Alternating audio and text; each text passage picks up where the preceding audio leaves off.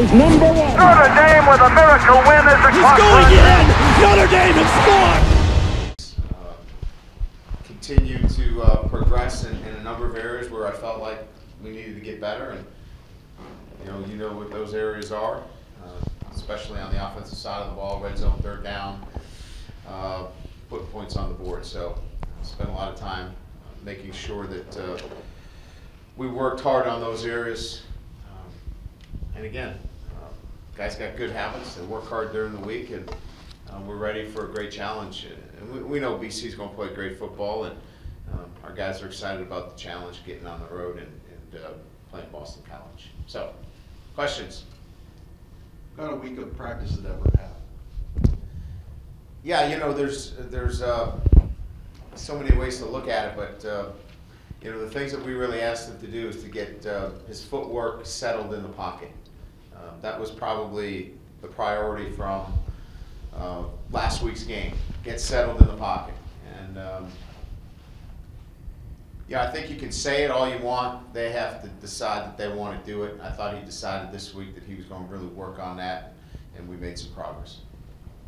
Why is that such a, I mean, that seems to be a common problem among all young quarterbacks. Yeah. Why is that so difficult to pound home? There's a lot of different reasons. I think one is that not recognizing what's going on up front, and that we're actually got something picked up and doesn't look like it's picked up. Just trusting and understanding all the blocking schemes that are going on.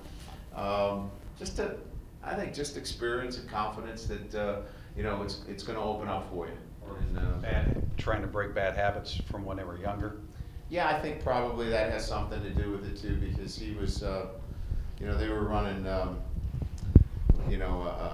protection where everybody just sank and he just dropped back and found the open guy. So, you're going through a lot of that.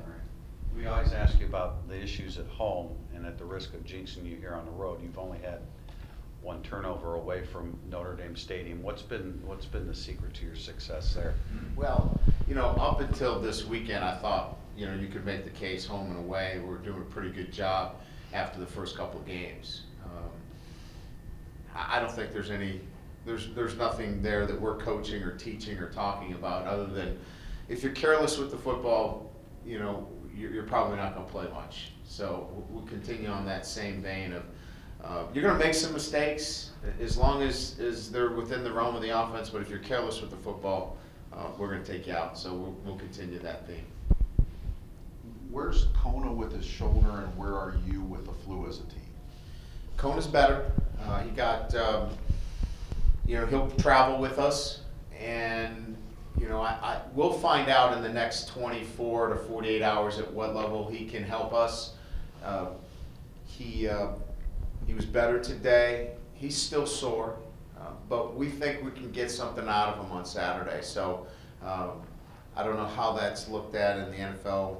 He's questionable for Saturday, but I think after today we feel like we're going to put him on the plane, because if we need to, I think he's going to be able to play for us. Relative to our sicknesses, I think we're much better than we were last week at this time. At this time last week we had Lou. Lou was just getting out of the infirmary, Big Lou. So we're much better there. Is Springman the next option at nose if Tom can't go? Yeah, or Tom. Sure. Could Tuitt even play there? He can play there. We're prepared to move guys around if we have to do that. We think that if we have to go to a third guy, that Kona could be that guy, because you're talking about minimal reps at the position. And on the subject of Tuitt, double-digit sack total already at this point of the season, and for an interior guy, so often you just don't see that. Could you have envisioned him being as productive as he is with the sack numbers? Well, we thought that he could be. We thought he would pick up and be a better pass rusher for us this year, because we're going to give him more of those opportunities to do that. And so being on the field as much as he has, and the kind of player he is, and he's quote-unquote an inside player, but as you know, when we get into 4 down, we can kick him out, and he can play at the end position too. Is he averaging about 60, 70 snaps almost? It seems he's. Yeah, no, he's not quite that high, but you're in the neighborhood. I'd say he's probably closer to 55 snaps to 57 snaps. But yeah, he's in there as much as Lewis was until this weekend. And Prince. I think Prince is probably averaging that much too. Ryan, with the red zone this week, did you feel like you got a pretty good handle on that? And I guess when you're emphasizing something like that, just in general, how much time can you devote to just one thing when you've got it's so much more to film prepare study than it is anything else. Going back and saying, these are the things that we have to be able to see and recognize, and it's all recognition. It's not scheme. Certainly there's going to be new schemes each and every week as it relates to red zone, but it's just seeing it and repping it and being more confident. And I talked about earlier, setting your feet. You got to be willing to set your feet and hold windows open and close. It's a different part of the game, and it's the guys that are really deadly down there are the really experienced guys. And so we got to just keep repping it, and watching film, and spending a little bit more time in it, which we did this week. The guy you mentioned on Tuesday and a couple of your offensive linemen mentioned yesterday in terms of a scout team guy who's impressed them is Jerron. What kind of handle do you feel like you've got on him at this point? And I don't really. All I know is that we really like his energy, the way he practices. We like his demeanor. He's a very engaging guy. He's doing his work in the classroom. So I can only monitor it based upon some of the tangible things that I'm seeing, how he fits in here, how he is with the team. He engages very well with the coaches, so we like that because then we watch him walk through the door and he's a big son of a gun. But I couldn't say, hey, he's got this, he's got that. He just, he's hard to block in a lot of instances too. Matthias Farley struggled a little bit in the first half and then really seemed to come on strong in the second half. Is that just a young football player learning how to play with an injury? Well, I think it's two things. It's first that, playing with an injury, and again, pretty substantial. It wasn't a cracked bone where they threw a cast on it. They went there and surgically put a plate and screw in there. So I think that's the first thing. And then the second thing, I think he realizes that he's not good enough a player that he can, kind of try to skate through it. He's got to play with 100% focus and determination. And once he did that, he's like two different guys, first half to second half. And it was a good learning experience for him.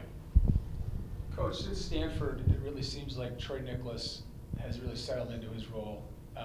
It seems to me he's beyond the getting used to it portion of being a tight end, especially in his blocking. Can you expand on that a little bit? Yeah, I would agree. I think he's past the point of, I was a defensive player, now I'm an offensive player. Now he knows he's a tight end. And what I think more than anything else, he's starting to see what role he can have moving forward, which, as you know, is big. When you can say, all right, Eifert leaves next year, what's the next step for me? I think he sees how we use the tight ends. And so right now his role is probably more focused on blocking, protections, but he knows it can grow. So when he gets those chances, you can see that he's a guy that's accepted that he's going to be a tight end that also is going to get a chance to catch the football.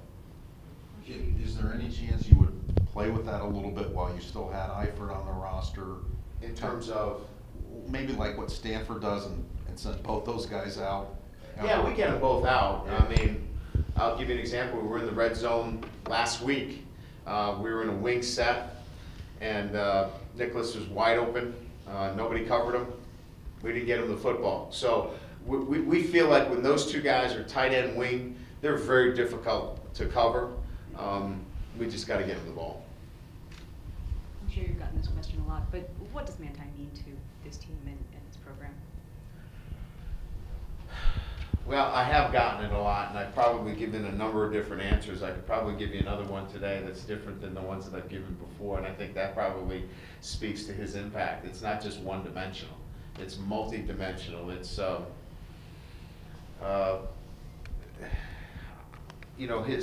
his trust in his coaches would be one that I would highlight. His relationship with me and the defensive coordinator, and that how that helps others, lay it on the line and say, hey, we're whatever our coaches ask us to do. There's just so many things I could go on and on. He just he's a leader, and he really has kind of galvanized this football team by the way he has performed. What has it been like to watch him sort of go through what he's gone through this year and be able to handle all that? Well, I think a lot of it has been, he's a remarkable person is the first comment you make, that he's been able to handle, some highs and lows.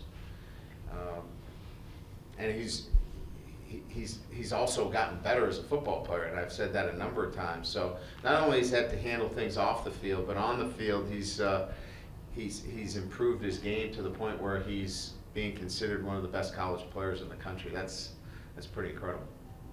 Can you be a great team without somebody like that? I don't mean in the sense of just everything he's overcome and the Heisman stuff, but just somebody who has that galvanizing. Yeah, you can be, but you need a number of guys that are like that. I think you can't. I don't know that I've had one guy singularly that has that kind of impact on a football team. I've had a number of guys, and what you're trying to do now is you're mirroring him, so those freshmen and sophomores and juniors see it and go, I want to be like that. And they may never be to that level of a Manti Te'o, but if you can get 6 or 7 of them that are just a click below it, then you can have the same thing.